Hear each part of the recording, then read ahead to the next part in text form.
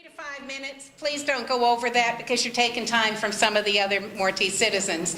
And now we're going to listen to Wes May. Thank you. And thank you, Charlie. You got a standing O. Thank you. Don't start. I have one preliminary comment. It's wonderful to be in a room with people who think exactly the same way I do, so I don't have to be worried about what I say. I'm Wes May, and I am a proud member of Mortise Citizens.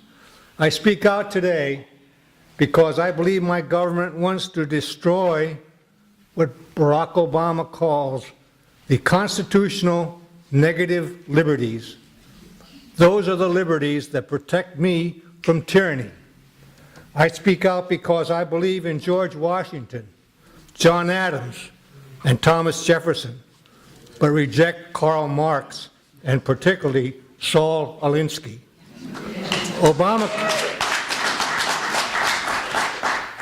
Obamacare is a perfect example of the government deception that scares me so much.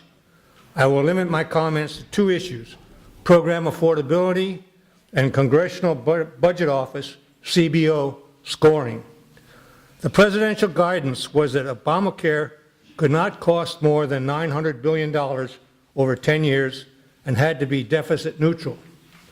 It failed to meet that guidance. Exhibit 1, payment of new taxes and fees start immediately, but payout of benefits is delayed for 4 years.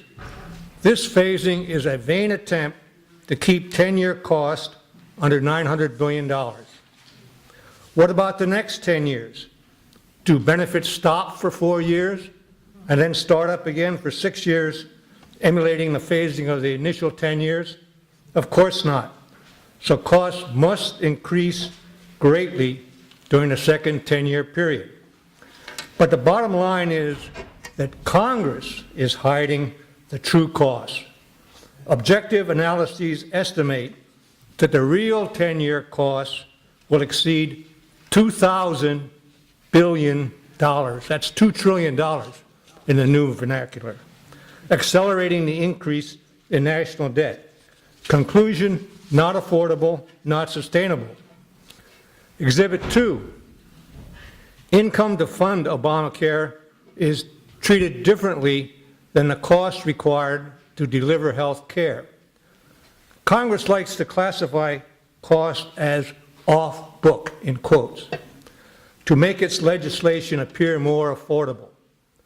One such off-book cost is to exclude the $210 billion doctor fix that reverses a mandated 21% cut in doctor Medicare reimbursements.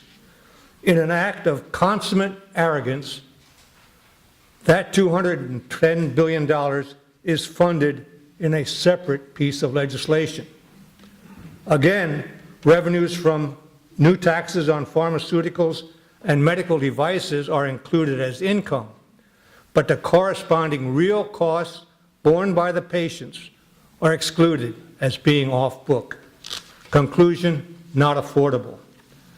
CBO scoring is not an independent, rigorous audit, as Congress tends to want us to believe.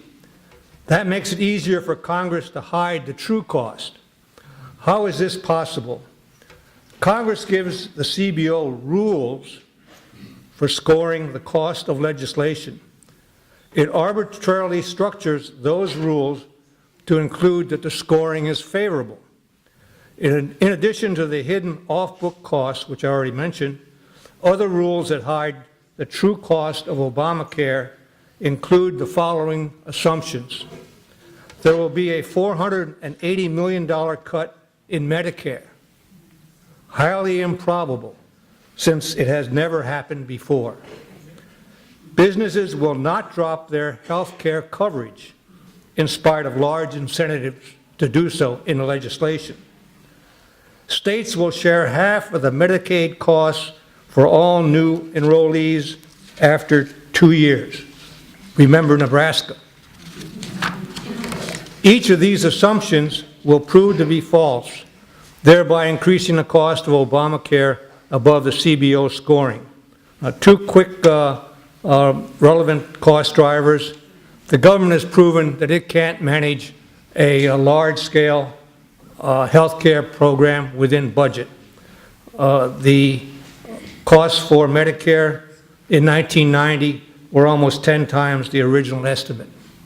And second, Obamacare was supposed to bend the cost curve downward, but the analysis by the chief actuary of Medicare and Medicaid services estimates that expenditures for health care will increase by $222 billion over 10 years. The cost curve is bent up. Got to close now, but I can't close without saying God bless America and may God show us the right way back. Thank you.